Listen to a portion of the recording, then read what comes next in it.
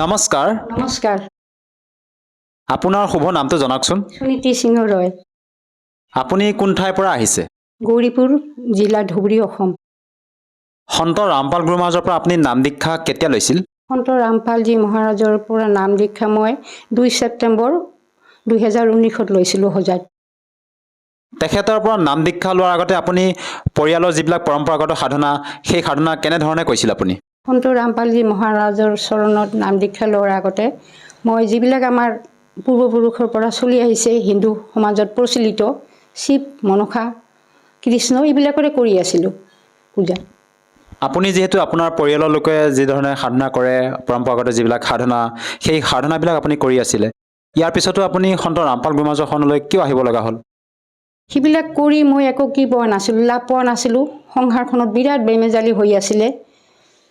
বহুত কিবা কিবি হৈ আছিলে আকৌ মোৰ ওপৰত মানে ঘৰখনতে কি চলি আছিল এই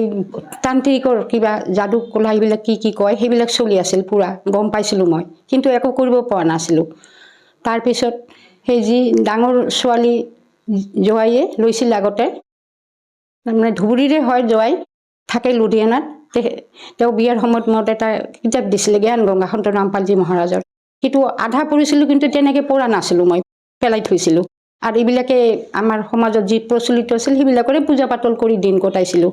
তাৰপিছত কিবা অসুবিধা হোৱাত তেখেতসকলক মই ফোন কৰিলোঁ যে এনেকা হৈ আছে মোৰ কিবা অসুবিধা বিৰাট বেমেজালিৰ মাজত চলি আছোঁ তাৰপিছত যি জয়ে ক'লে যে মা কিতাপখন দিছিলোঁ আৰু এটা ফোন নম্বৰ দিছিলে হোজাইত তুমি যিমান সোনকালে পাৰ তাতে হোজাইত গুচি যা আৰু কি তাৰপিছত তেনেকৈ হোজাইত খুব কষ্টেৰে গৈছিলোঁ মই কষ্টতে এজনক লগত লৈ গৈ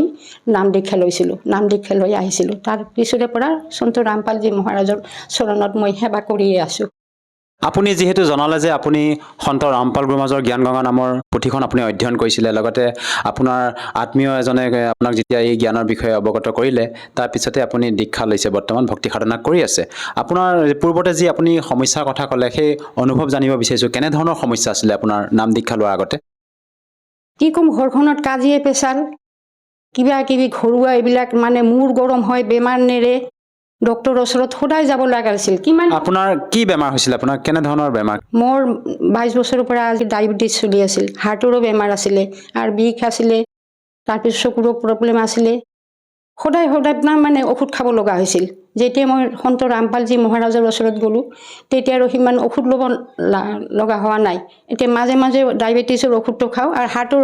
ডক্টৰকো দেখুৱাওঁ এনে মই সেই অমৃত জলটো খাওঁ কেতিয়াবা বেয়া লাগিলে বাবাই সন্ত ৰামপালজী যে দিছিলে সেইটো খাওঁ আৰু সেয়া কৰোঁ বাবাৰ চৰণত গৈ মই সেয়া কৰোঁ মই নিমিষতে ঠিক হৈ যাওঁ আপোনাৰ যি ডায়েবেটিছৰ ৰোগৰ বাবে যি আপোনাৰ সমস্যাত ভুগি আছিলে আপুনি যেতিয়া ডক্টৰৰ ওচৰলৈ গৈছিলে কিমান বছৰ ধৰি চিকিৎসা কৰিছিলে ডক্টৰৰ ওচৰত বহুত ক'লোঁ নহয় 22 বছৰৰ পৰা বহুত দিনলৈকে আজি 5 বছৰমান হ'ব তাৰ আগৰ পৰা ধৰক আৰু ঔষধ বেছি নাখাওঁ 5 বছৰৰ পৰা মাজে ব্যৱহাৰ কৰোঁ ঔষধটো আৰু বৰ্তমান আপোনাৰ বয়স কিমান হ'ব 64 যিহেতু বৰ্তমান আপুনি 64 বছৰ বয়সত ভৰি দিলে আৰু আপুনি আপোনাৰ অনুভৱ আজি দাঙি ধৰিছে আমাৰ দৰ্শকসকলৰ সন্মুখত আপুনি সন্ত ৰামপাল মহাৰাজৰ পৰা নাম দীক্ষা লোৱাৰ পিছতে আপোনাৰ যি শাৰীৰিক সমস্যা আছিলে সেই সমস্যাবিলাক দূৰ হ'ল যাক নেকি ডক্টৰে ভাল কৰিব পৰা নাছিলে আপুনি বিভিন্ন ঔষধ সেৱন কৰিছিলে এনেকুৱা কি ভক্তিবিধি আপোনাক সন্ত ৰামপাল গুৰু মহাৰাজে প্ৰদান কৰিলে যাৰ দ্বাৰা নেকি আপুনি ইমানবিলাক লাভ পাবলৈ সক্ষম হৈছে সন্ত ৰামপালজী মহাৰাজে আমাক প্ৰত্যেকখন শাস্ত্ৰ যেনেকুৱা বেদ গীতা পুৰাণ বাইবেল সকলোতে আঙুলিৰে প্ৰত্যেকটো শব্দ বা শাৰী লাইন দেখুৱাই দিয়ে তাতে বুজি পোৱাৰ কোনো অসুবিধা নাথাকে চবেই বুজি পায় সেই শাস্ত্ৰ অনুসৰি মৰ্যাদাৰে সেৱা ভক্তি কৰিলে চবেই লাভ কৰিব পাৰিব মই সন্ত ৰামপালজী মহাৰাজৰ চৰণত অৰ্দাস কৰিছিলোঁ যে হে গুৰুদেৱ তোমাৰ বাহিৰে আৰু মোৰ কোনো নাই ইমান মই টকা পইচা খৰচ কৰিলোঁ ইমান হাৰাশাস্তি খাই আছিলোঁ তেতিয়া ইমান কিবা নাছিলোঁ কিন্তু আজি তোমাৰ চৰণত প্ৰভু সেৱা কৰাৰ লগে মই অলপ আত্মবিশ্বাস আহিল যিমান মই ভয় খাইছিলোঁ বৰ্তমানলৈকে মই অকলে থাকোঁ সেই ভয়টো মোৰ আঁতৰি গৈছে মই ৰাতি 12টাতো ওলাব পাৰোঁ এতিয়া 12টাতো ওলাব পাৰোঁ আৰু কাৰো প্ৰতি মই ভূক্ষেপ নকৰোঁ মোৰ এনেকুৱা এটা আত্মবিশ্বাস আহি গৈছে দৃঢ় আত্মবিশ্বাসে যাক কয়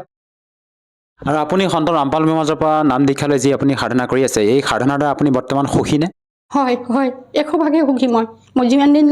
জীয়াই থাকিম সিমান দিনলৈকে মই সন্ত ৰামপালজীৰ চৰণতে সেৱা কৰি যাব বিচাৰোঁ।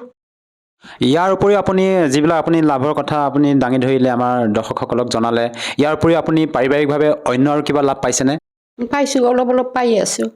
সৰু সুৰা পায়ে আছোঁ। যে চাকৰি কৰাটো মোৰ নাইয়ে, মই ফেমিলি পেঞ্চনাৰ। আপোনাৰ মানুহজনে কি কৰিছিল?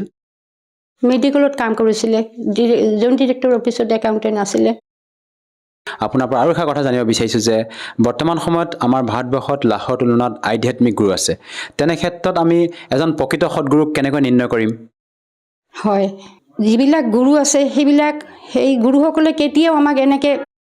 ধৰ্মপুথি খুলি আঙুলি দিয়া নাছিল কোনো কথাই, শাস্ত্ৰসন্মতভাৱে আমি বুজিয়ে নাপাইছিলোঁ। তেখেতসকলে যেনেকৈ কৈছিল আমি তেনেকৈ শুনিছিলোঁ আৰু সেই হিচাপে আমি পূজা পাতল কৰিছোঁ। যেনে ধৰক নাম কীৰ্তন হ'লে পাঠকে বা ভকতে পঢ়িছিল, আমি অকল বহিয়ে শুনি আছিলোঁ। পূজা কিবা শেষ হৈছে, নামঘৰৰ পৰা আহিছোঁ, প্ৰসাদ খাইছোঁ, ঘৰলৈ আহিছোঁ, একো বুজি পোৱা নাছিলোঁ। কিন্তু সন্ত ৰামপালজী মহাৰাজে তেনেকৈ নকৰে, প্ৰত্যেকটো শাস্ত্ৰ অনুসৰি আঙুলিয়ে দিয়ে আৰু সহজ সৰল ভাষাত বুজাই দিয়ে, চবেই বুজি পায়। সেইকাৰণে কৈছোঁ যে চবেই মৰ্যাদাৰে ভক্তি কৰিলে সকলোৱে লাভৱান হ'ব পাৰিব। সঁচাকৈ আচৰিত কথা, আপুনি এজন সন্তৰ পৰা নাম দীক্ষা লৈ আপুনি এই 64 বছৰ বয়সত বৰ্তমান সুখী জীৱন অতিবাহিত কৰিছে। আপোনাৰ যিবিলাক সমস্যা আছিলে শাৰীৰিক, সেই সকলো সমস্যাবিলাক দূৰ হ'ল।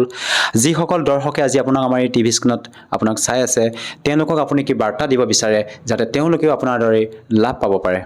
মইতো বাৰ্তা দিব নোৱাৰোঁ, চবকে জগতৰ ভকতসকলক ভাই ভনীসকলক মই প্ৰাৰ্থনাহে কৰিব পাৰোঁ যে চবেই সন্ত ৰামপালজী মহাৰাজৰ জ্ঞান গংগা পুথিখন পঢ়ক, জ্ঞান লাভ কৰক। তত্ত্বজ্ঞান লাভ কৰাৰ পিছত ওচৰত নামদান আছে যে প্ৰত্যেকখন জিলাই জিলাই নামদান কেন্দ্ৰ হৈছে, সুবিধা কৰি দিছে। সৎসংগবিলাক আহে, সেই সৎসংগৰ পিছত এটা তলত হালধীয়া শাৰী আহে, তাতে কিছুমান নাম্বাৰ থাকে, সেই নাম্বাৰত কণ্টেক্ট কৰি ওচৰৰ নামদান কেন্দ্ৰৰ লগত কণ্টেক্ট কৰি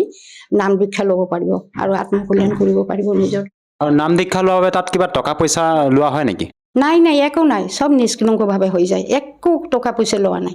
আৰু নলয়ও। ধন্যবাদ থাকিল। সচ্চাই